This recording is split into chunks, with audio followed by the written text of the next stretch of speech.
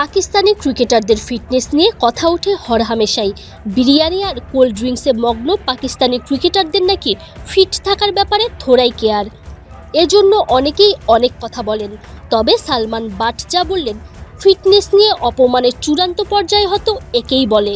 তার দাবি, এই ফিটনেস নিয়ে পাকিস্তানের বর্তমান ক্রিকেটারদের আর ক্রিকেটার বলে মনে হয় না, মনে হয় মিশরের মমি।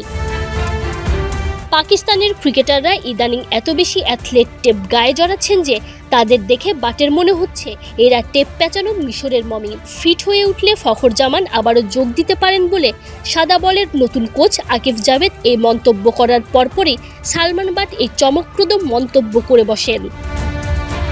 আকিব জাভেদ ভাইকে বলতে শুনলাম, ফখর জামানকে নিয়ে কথা বলছেন। আমরা সবাই জানি তার হাঁটুতে চোট ছিল, তবে বয়সটাও তো মাথায় রাখতে হবে। তার স্ট্রেংথ নিয়ে কাজ করতে হবে। আমাদের প্রত্যেক ক্রিকেটারকেই যত বয়স বাড়বে তত বেশি স্ট্রেংথ নিয়ে কাজ করতে হবে। শুধু ফখরই নন, পাকিস্তানের কোনো ক্রিকেটারের ফিটনেসই সন্তোষজনক নয় বাটের কাছে। তিনি বলেন, ফখর হোক বা অন্য যে কোনো খেলোয়াড়, যেভাবে বিষয়গুলো চলছে, এক কথায় তাদের সবার স্ট্রেংথ ট্রেনিং প্রয়োজন। শুধু দৌড়ে সেটা অর্জন করা সম্ভব নয়।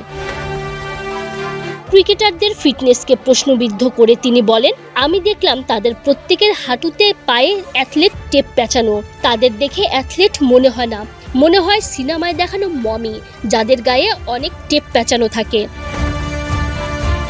পাকিস্তানের সাবেক এই অধিনায়ক উত্তরসূরিদের পরামর্শ দিয়ে বলেন, তোমাদের হাড় টেপ দিয়ে পেঁচানোর বদলে মাসল গড়ে তোলো।